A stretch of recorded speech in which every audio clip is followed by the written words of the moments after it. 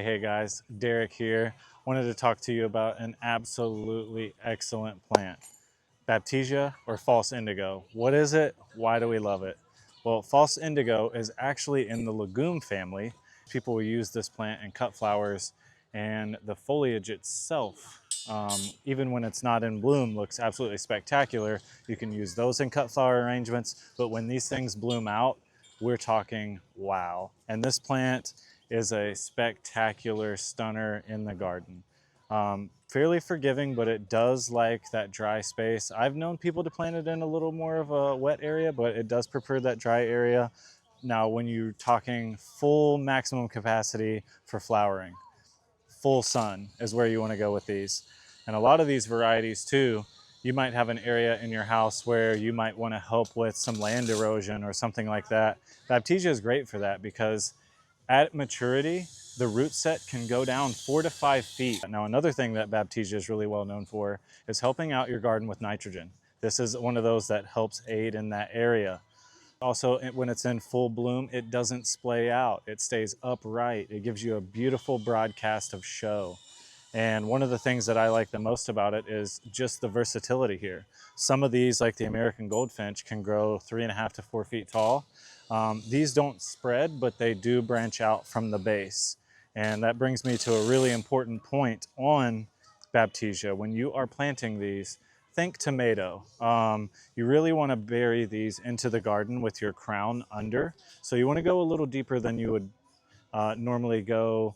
Now, this isn't a shrub by any means, but it is still a woody herbaceous plant. You want to go a little deeper, so your soil line might come up to here.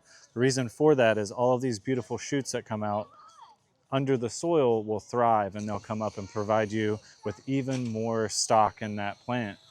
And that's just a key component when you're planting Baptisia.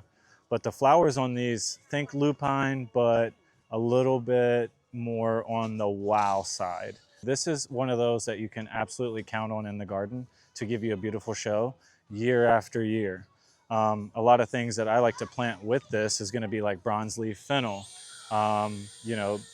things like your coneflower, especially the prairie flower. It's going to be a really great component to this in an area where you might want, that old world kind of garden feel. Baptisia is really going to fill that void for you.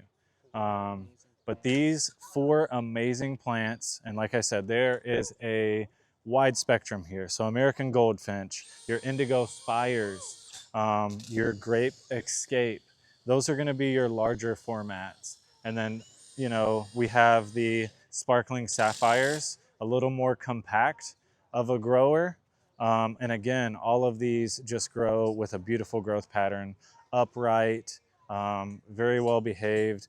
Probably one of the easiest plants that you can put in the garden to take care of. It's drought tolerant as soon as you get this guy established. This is available now for buy now, pick up now.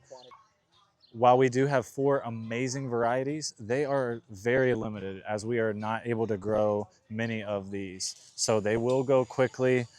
And, I hate to say it, but the early bird gets the worm. And with this, you want to get it in the ground. You want to get it established. Absolutely stunning plant. I truly love it.